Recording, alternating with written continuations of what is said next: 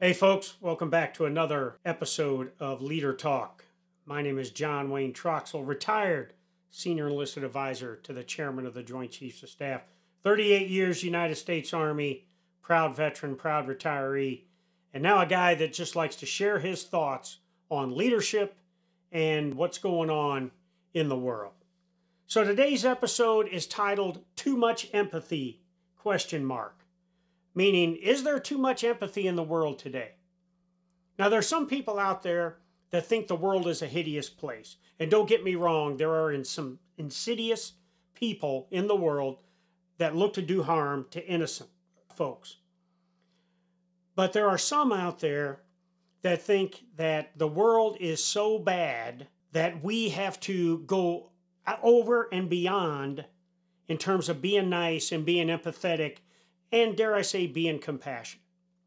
Well, I'm a guy that is going to tell you that you have to have a balance between empathy and compassion, the humanity, along with a certain level of discipline, accountability, and lawfulness that is required to have a safe and prosperous society. Now, empathy is defined as the ability to understand and share the feelings of others. Okay, I get it. That's important. And compassion is pity or concerns for the sufferings or misfortunes of others. Now, when I talk about this balance, we can't forget we are humans dealing with humans, and there has to be a level of care for other humans. That is just the way we should be. But if we have an imbalance where there's not enough focus on balancing that humanity with lawfulness, and as I mentioned, discipline and accountability, we can have this imbalance where empathy is weighing down lawfulness, and it can create a sense of entitlement in people. Case in point, let's talk the southern border again.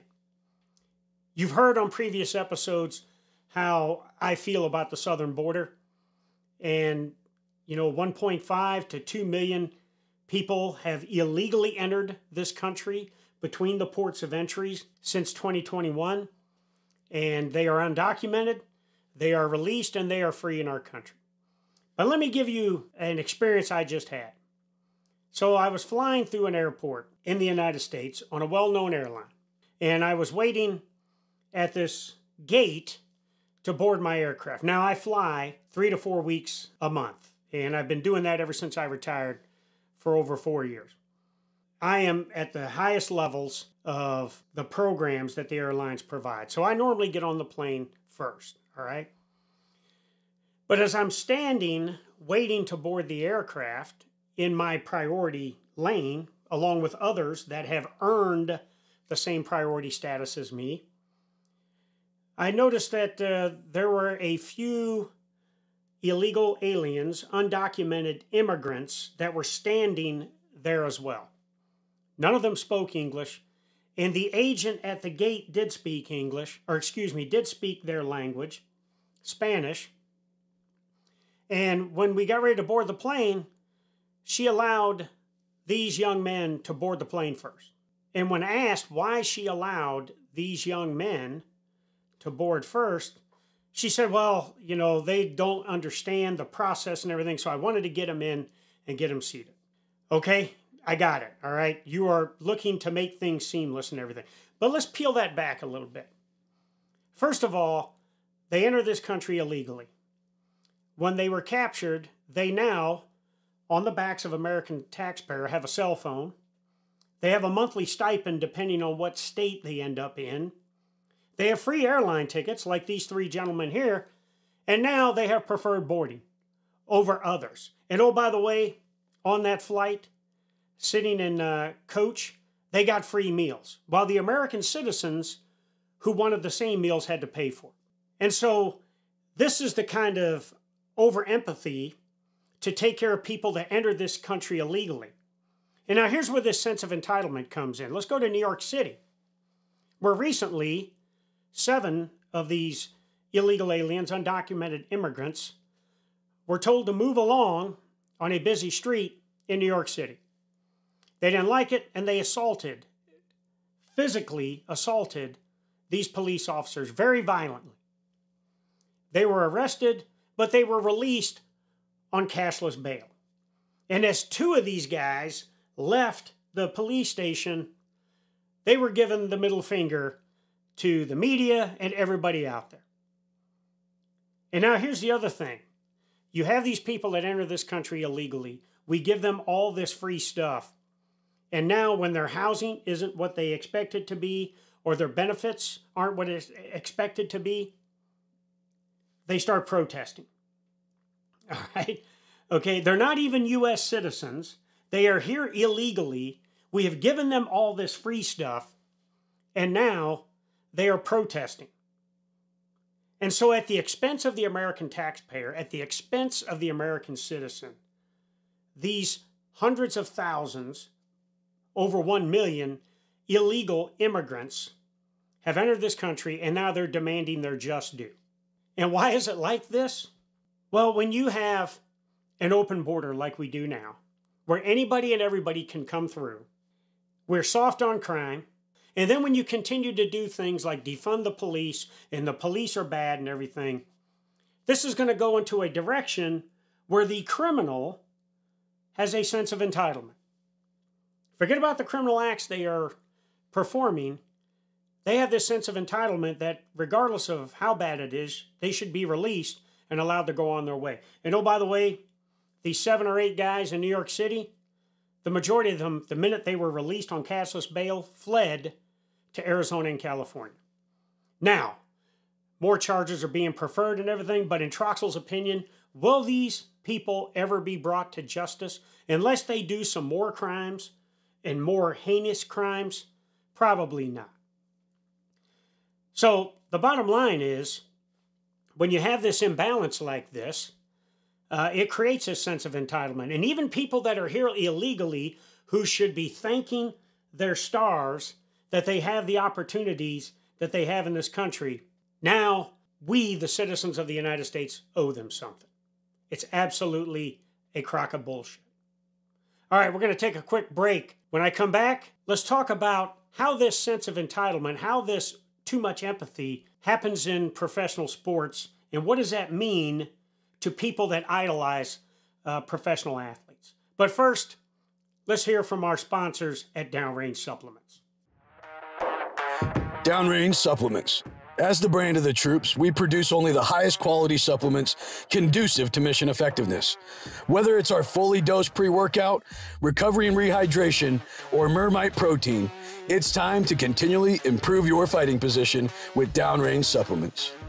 Go to www.downrangesups.com today and take your training to the next level. Hey folks, welcome back to Leader Talk. I'm John Wayne Troxell.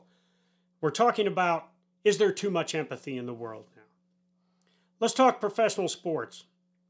Last weekend, the Super Bowl was played, Super Bowl 58, and it was a great football game for those of you that are fans, that went into overtime with ultimately the Kansas City Chiefs beating the San Francisco 49ers and claiming back-to-back Super Bowl championships. But something happened during that game that caught my eye. Now, I've been a long-time football fan. I'm nowhere near as passionate about the sport as I was years ago because of the level of politics involved in it now, and because of this sense of entitlement I see in some of these professional athletes. I'm not condemning all of them, but there are some professional athletes out there that get this sense of entitlement and then they abuse it. And so it's kind of turned me off to pro sports. But it's the Super Bowl, so I watched a little bit of it. And what I saw was in the first quarter, or excuse me, it was in the second quarter, the Chiefs were driving for a touchdown.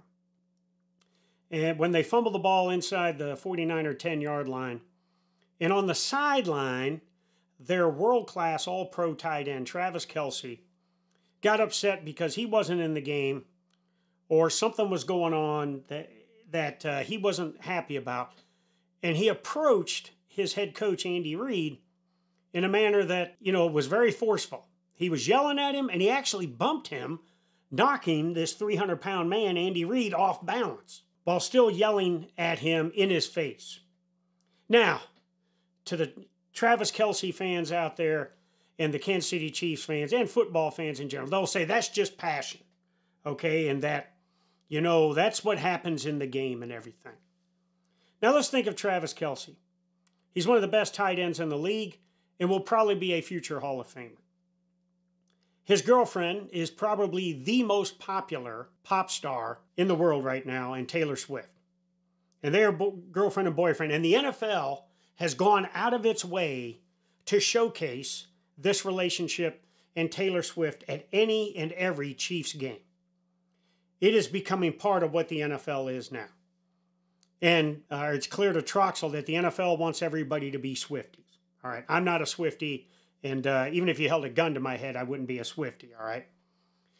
But this incident now, while some call it passion, I think it crossed the line, okay? When the head coach, who was kind of like the guy in charge and everything, and one of his players gets upset at him and crosses the line and gets physical, what kind of example does that set for the millions of people, especially children, that just revere Travis Kelce?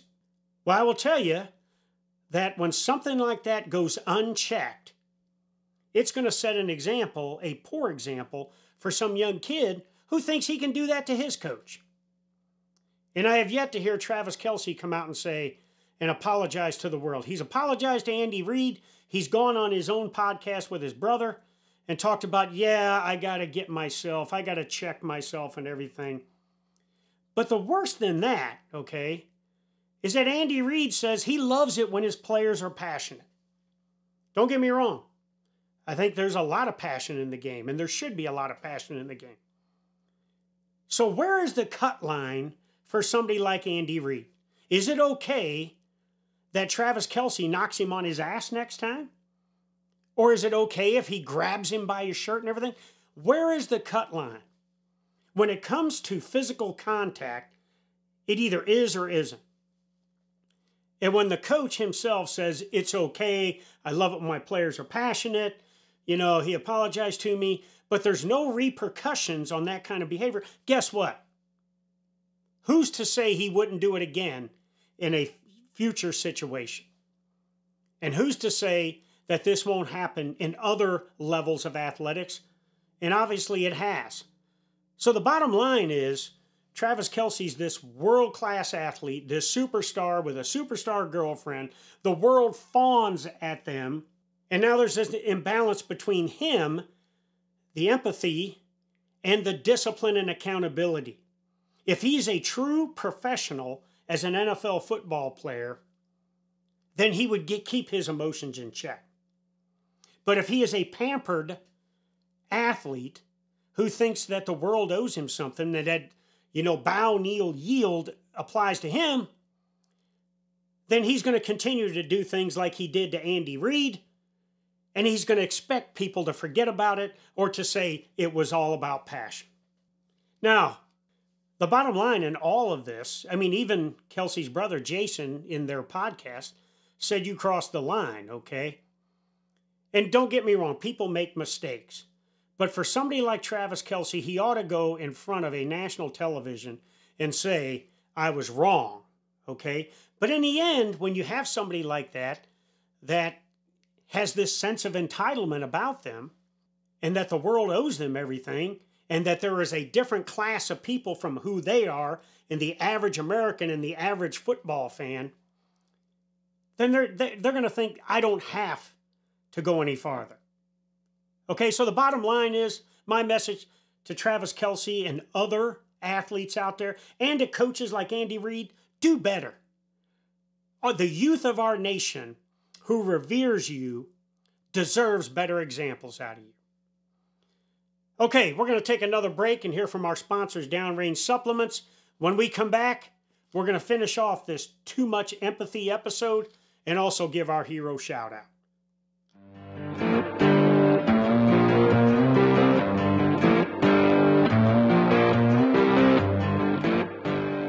How you guys doing? I'm Colton Smith, and I'm announcing right now, Downrange Supplements is in your local commissary.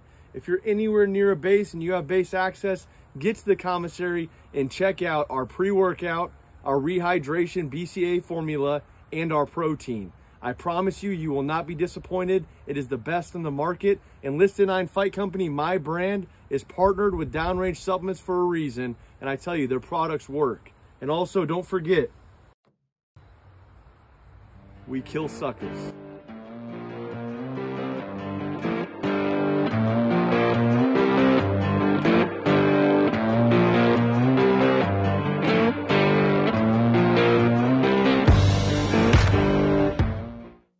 Hey folks, welcome back to our final segment of Leader Talk. So, the Israeli war is still a big deal in the Middle East.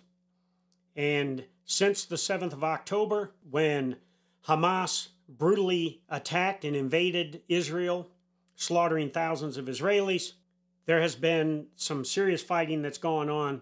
As I've mentioned in previous episodes, the Israelis are not going to stop till they have defeated Hamas. But it's come at a cost. Thousands of Palestinians have been killed in this conflict. But since October the 7th, we've had nearly 200 attacks on U.S. troops in Syria, Iraq, and Jordan. And I mentioned on a previous episode that if there were American soldiers killed, it would be a turning point in this conflict. Well, on the 28th of January, that happened, when a routine U.S. drone mission was returning to Tower 22, a combat outpost in Jordan near the tri-state area with Syria and Iraq. An enemy drone apparently got into the path of that friendly drone, became undetected coming in, and an enemy drone attacked containerized housing units. And it killed 3 American soldiers, wounding over 40 more. Now, we did retaliate. It took us a little while. We did retaliate with our most significant attack on Iran's proxies, and we continue to retaliate when attacked in places like the Bab al-Mandeb Strait and other areas where Iranian proxies are attacking or going after merchant vessels. But still, the attacks on U.S. forces continue. And so, when we have this shallow response to these hundreds of attacks, and we certainly aren't retaliating in the way that would bloody the nose of not only these proxy forces, but Iran writ large, it continues to create this sense of entitlement where the Iranians think through their proxy forces, they can do whatever they want and wherever they want. And the United States is the big villain and the big enemy because we are supporting Israel with money and arms in their fight against Hamas and any of these other Iranian proxies, and that Iran think through their proxies they can continue to attack merchant vessels and everything. But I will tell you, what we need now is to take it up a notch. And I mentioned on previous episodes when, the Russians and the Syrian regime were conducting barrel bomb attacks on innocent Syrians west of the Middle Euphrates River Valley in Syria, to the point where they were dropping chlorine bombs and Syrian babies were suffocating. We responded by dropping 59 Tomahawk missiles on Russian and Syrian regime targets. And it had an effect on what those enemies were doing. We need a similar response now. And we cannot allow the death of 3 American service members to go in vain. It's time to take the gloves off. It's time to really get after this threat known as Iran and its proxy forces. Now, the administration doesn't want another endless war, and none of us do. But where's the cut line where we continue to allow Americans get killed in action? We say we're sorry that this happened. We send condolence letters to the family, but we don't do enough to the enemy to prevent them from doing those kind of attacks in the future. It's kind of, for those that are familiar with the fundamentals of infantry tactics, Battle Drill 6 is enter a building and clear a room. And we always talk about the vulnerable area in a Battle Drill 6 operation is the fatal funnel. And it's generally, as you open the door into that building or into that room, when the force is most vulnerable. And in Troxell's opinion, it seems to me that we can get comfortable sitting in the fatal funnel instead of going into the building, into the room, killing all of the enemy, protecting all of the innocents, or if we're not going to go in and do that, staying completely out of the building and the rooms. We continue to put ourselves in this fatal funnel because we want to appease, and we hope that by appeasing the enemy, we will deter them from any violent activity, which has proven to be wrong, that we're going to have the effect that we're looking for. Unfortunately, that's not going to happen. So we need to have more of a balance here in dealing with the number one sponsor of terrorism in the world, Iran, and its proxies. And we've got to have empathy for the humanity associated with innocent Palestinians and others in countries like Yemen and Syria and places like that. But we got to hold the enemies accountable, and we've got to get after the rule of law when it comes to armed conflict and get after these threats. Because we should not and cannot lose any more Americans on foreign soil. So, I want to close today's episode by giving my warrior shout out. And we've been talking about the attacks on 28 January, and my warrior shout out goes to the 3 American soldiers that gave their lives in defense of freedom and looking to support our nation's efforts. Sergeant William Jerome Rivers, Specialist Kennedy LaDon Sanders, and Specialist Brianna Alexandria Moffett, all of the 718th Engineer Company, 926th Engineer Battalion, out of Georgia.